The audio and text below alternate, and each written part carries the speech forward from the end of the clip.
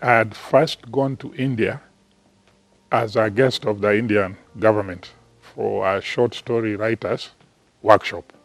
But there we were staying with people from the Kenyan High Commission. So of course, I had Pobe. I had actually gone with my mom. Then came back, and I fought this story of going, not that because India is bad, but I had also had those stories of there's no Pombe.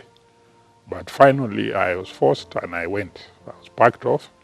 I arrived only to find some states are dry. In other words, there's no Pombe. But the one I was in, Rajasthan, and I was in a very small town called Udaipur, was very wet. But the whole of Rajasthan, which is a huge state, semi-arid, was very wet. So I started drinking. And of course, the money I've gone with was called traveling allowance. Now your money, those days you'd bank with the Ministry of Education, Jogo House. They would then send it to the Kenyan High Commission. So the first thing you are told when you arrive, open a bank account, send the details to the Kenyan High Commission. So when your money arrives, they credit it to your account. Then guys have come to look to the airport to look for freshers.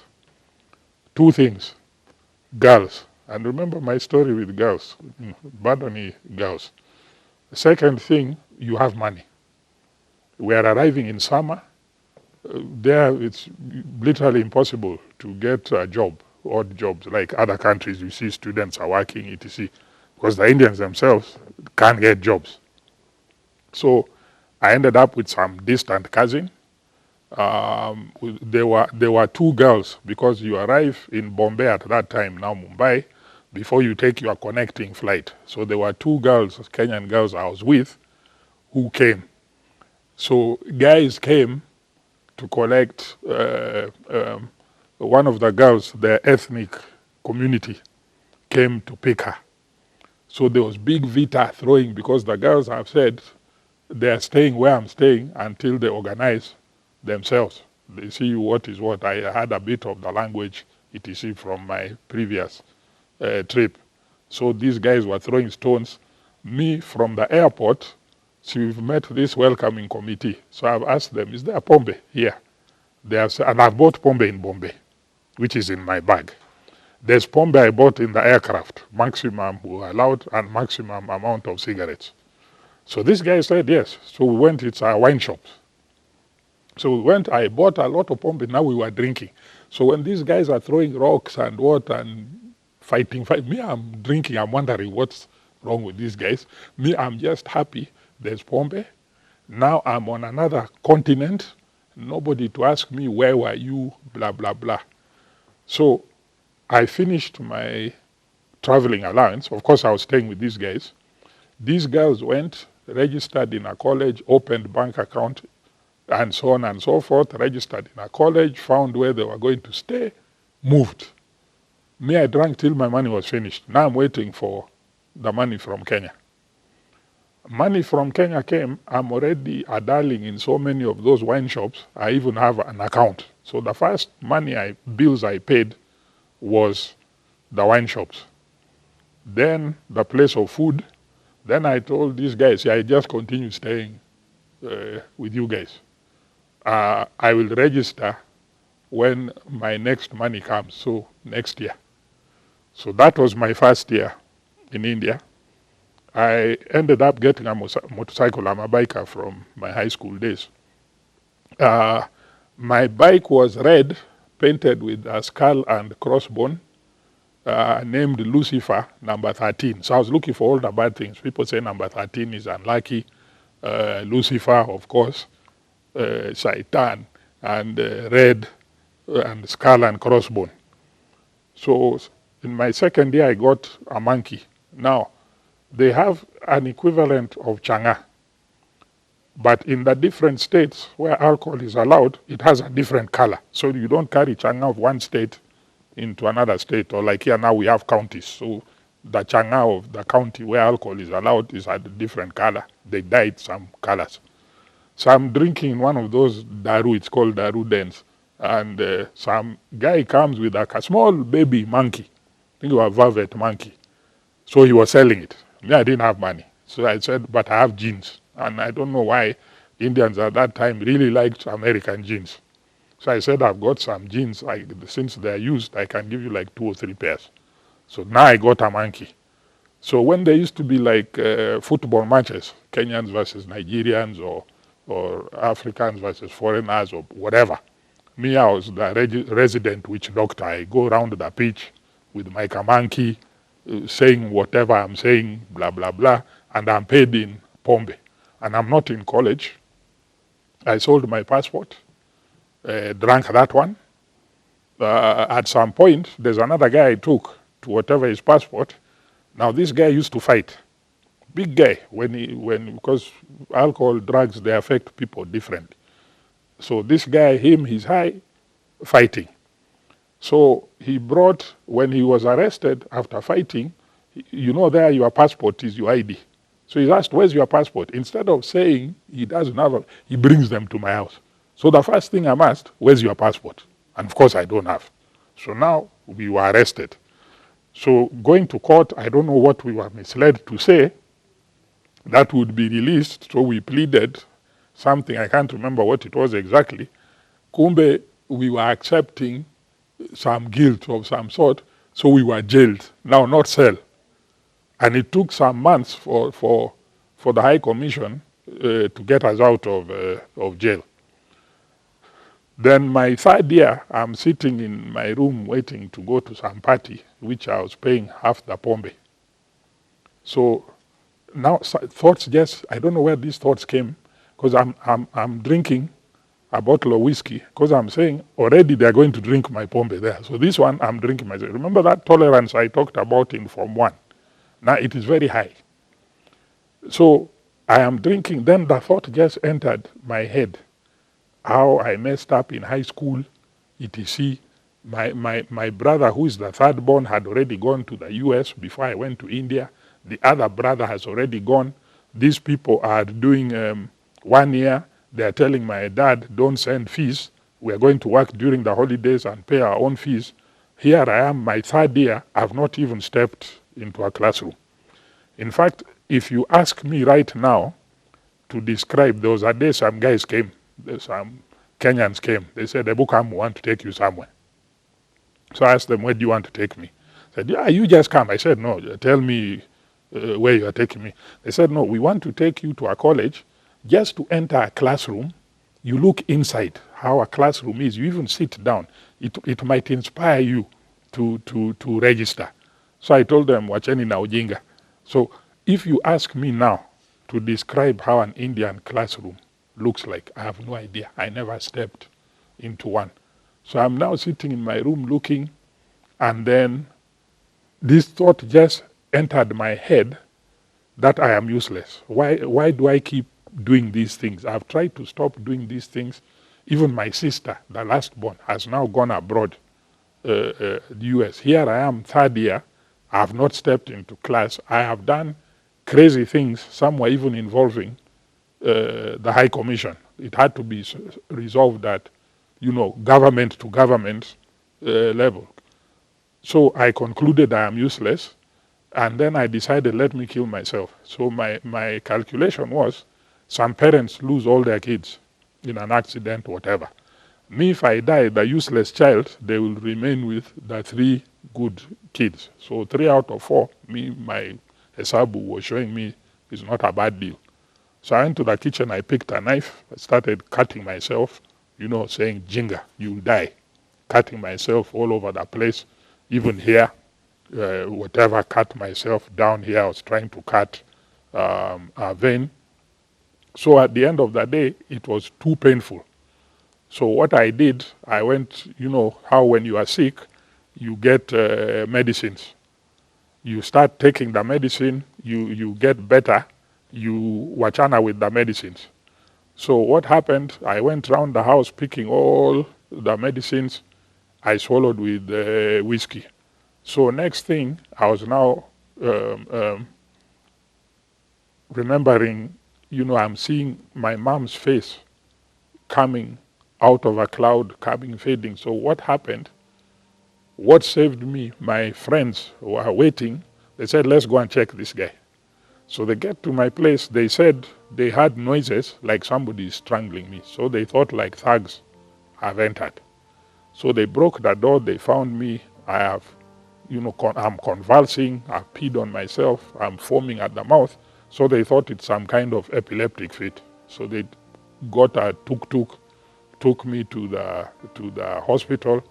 The doctor is asking them, this guy has swallowed some medicines. Have you come with the boxes so that we know how to treat him? Of course, they hadn't thought of that, but then they were told anyway he'll be dead by morning. So they went to the students leader, Kenyan Students Association leader, CASA. He sent a telegram to my mom that come arrange to pick your son's body. He committed suicide. The doctors have said he'll be dead by morning. So my mom had been there. She took the first flight out. She had been there some days. Me, I was in a coma, sleeping into coma. So coming out, that was the clouds I'm seeing my mom's face, etc. So of course I didn't die, as you can see. And there was a policeman there waiting to arrest you because you're committing suicide. You can't take your life. It belongs to the state. So my mom sorted that out. She asked me, do you want to come home? I said yes. Paid all my bills, etc. Then now my drinking friends started laughing. But look at you, tough guy. Now your mom has been here crying. You are so useless, you can't even kill yourself. So I told my mom, no, you go back. I've learned my lesson. When I'm okay, I'll register in a college. So my mom said, are you sure? I said yes. So she said, okay, I'm going, but I'm leaving you with a ticket. In case you ever get to that mental space, instead of trying what you tried, just jump on a plane, come home, we won't ask you anything. Then I told my mom, I can't try that. So filled the tuk-tuks, taxis with my drinking friends. Not the girls from Christian Union, etc., who are looking after me. I'm too weak. I can't even go to the toilet. They're the ones taking me to the toilet. It's that toilet of squatting. I'm diarrheaing on myself. They're the ones wiping me in the bed, feeding me, etc. No, I filled it with my drinking buddies. So when the plane takes off, all these taxi guys are asking, because I'm done paying, next destination. I said wine shop. So I started drinking again. I'm on medication, etc. I drank, finished my money, sold the ticket at a throwaway price, drank that. At the end of the day, I went to New Delhi, camped in New Delhi, where there was a place called Changtown. They were selling some alcohol like Moratina. So I used to wait for Kenyans when they come and I'm playing my guitar, singing funny songs, and people say, Apewe. So when Kenyans come, we help them get their money. Then at the end, they say, how can we thank you? We say, come and buy us some chang. When they go, that chang, the first time you drank, it was sold in jugs. The first jug you drank, you had to get diarrhea, instant. I don't know how that worked. So when they've gone to use the loo, we would drop some tablet in their pombe. They would come, they dose, I'm the one who has taken you from the High Commission to the bank to cash your check. I know where you've kept all your money. So we'd relieve them of their money. And that's the life I was leading until finally I camped, I was sleeping in railway stations, etc. Till finally I camped at the Kenyan High Commission. I told them, I am not living here until you put me on a plane back home.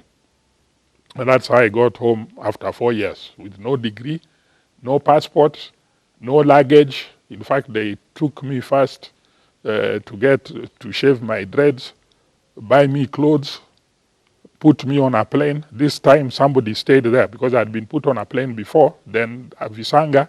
And how did this guy get off the plane? Because we took him to the airport. We saw him entering. So this time they stood till the plane took off. So that's how I landed back here. Then a series of jobs, not because I'm qualified, but because my parents were connected. Then I'm being sacked because of Pombe. And at one point, I think I went for job number 4 or 5. And my dad just told me, die your own death, just very calmly. And that was like I lost all those jobs in less than 1 year. So there's no job I even finished probation. So that's when my mom got me a job with Kenya Times, which is the longest job I've done to date, 2.5 years. And that time the editor-in-chief was Philip Ochieng, who I understand has just passed away. May he rest in peace. And these were the guys who trained me on the job. But even that one, I finally ended up getting sacked. What would happen, why I lasted that long, was I would go and do, like that time you could not have foreign currency. You needed to get a permit. So I would be drinking in one of these Caromindos, like Modern Green, these 24-hour bars which don't close. And there's somebody with fake dollars. So I would actually get the fake dollars, take photos, etc. Then, some guys are going to, let's say, Mombasa.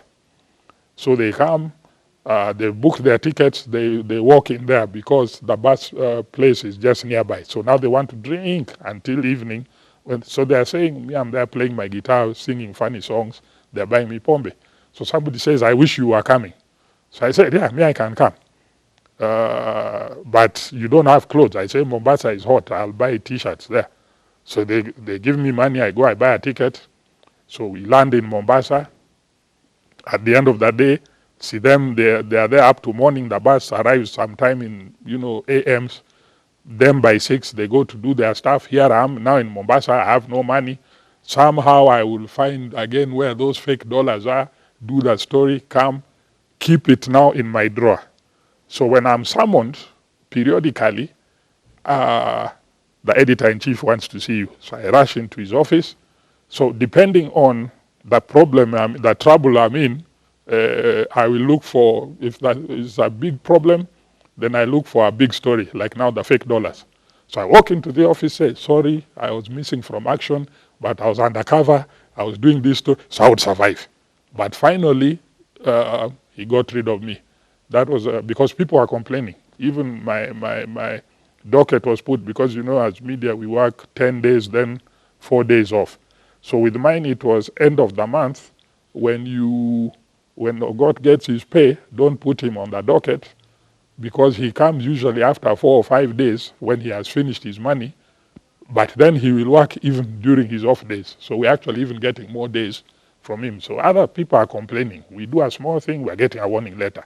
This guy drinks until you even said end of month, don't put him on the docket, let him drink first till he finishes his money, etc. So they got rid of me after 2.5 years, and that's the longest job I've done to date. So now parents have given up. Wife, I was taken from psychiatrists to psychologists to social workers to prayers, free prayers, to prayers where the pastor is paid to come to the house to pray for me specifically. Finally, I was taken to a witch doctor because some uncle said, sijui which cousin of mine was taken to who. And of course, that one didn't work again. And that's the time now my dad said, he said a prayer I've never forgotten, that God, you see everything, and you have seen, we have tried our son to get help for him, and now we are reminding you, God, he's your son also. So he instructed, he had called like a clan meeting. He instructed everybody from my mom, my aunties, my wife, don't hassle this guy anymore, stop getting annoyed, let him drink, he dies, so that he can rest, and we also rest. So that is where shortly thereafter, I think a year later, on October 1, 2000, I landed in a place which was, in my mind, one of the many places, but this time I took myself. And when I got there, I knew my problem in 14 days. And I got so annoyed when I looked at it. This was a very simple place, pit latrine. You wash with cold water in basin, very basic food. Meat, I think, was once a week, a small portion, and 200 shillings a day. And I knew my problem in 14 days. And I got so annoyed just looking at this whole journey of mine, which by that time was 27 years from this first time I started, that I said, my background is media. So I said, I'm going to come out, and when I come out, I'm going to use media. In fact, I wrote my first article in The Nation, letters to the editor, in my first month. That I'm going to just use media to tell people you are being cheated. This thing is not this, it's this. But I didn't have any plan of starting an office, an organization, whatever. But I would go, I do a program, somebody calls, we're having that problem, can you see it, can you come to a school, whatever, whatever. And that's how the office came about. But basically, our premise is by telling our stories, it is what will set us free and it will set others free. Because what we came to find, why was it even when my parents are being told which doctors, there was nobody there to tell them this is nonsense? It's because the stigma surrounding alcoholism, the stigma surrounding other drug addiction is so big, people hide. It's what we call a shame-based disease. In fact, when I use the word disease, some people don't take it as a disease. Some people take it's a behavior. We are Africans, so people say, umerogwa, you've been bewitched, and so on and so forth. So if you put 10 people here, experts, and ask them what is alcoholism, you'll probably get 10 different answers. And then your viewer is confused. I thought these guys are there because they're experts. So I can only go with the one which worked for me, which essentially these guys came from the point of view that it is a disease. And this is why constantly I say alcohol does not cause alcoholism. Because if alcohol, for example, caused alcoholism, then logically everybody who drank would end up alcoholic. Alcohol can be drunk in a way where you end up a drunkard. A drunkard is just somebody who drinks for, but it's not a disease. Alcoholism, basically, you have lost control. So if this was alcohol now, and I say I'm going to have one beer or one tot, once I drink, that drink now is in charge, and it will tell that is now David B. And it will say, you said one, we are having one crate, or we are staying in this bar 1 week or 1 year, and I can do nothing until it is out of my body. So that is why even to date, I still call myself a recovering alcoholic. Now, somebody who is alcoholic right now and is drinking, even as this program is running, me and that person are the same. The only difference, we are both alcoholics. The only difference is before he's alcoholic, he's called a wet or an active alcoholic. Before my term alcoholic, I am called a recovering. In other words, I'm in a program to help me stay sober a day at a time.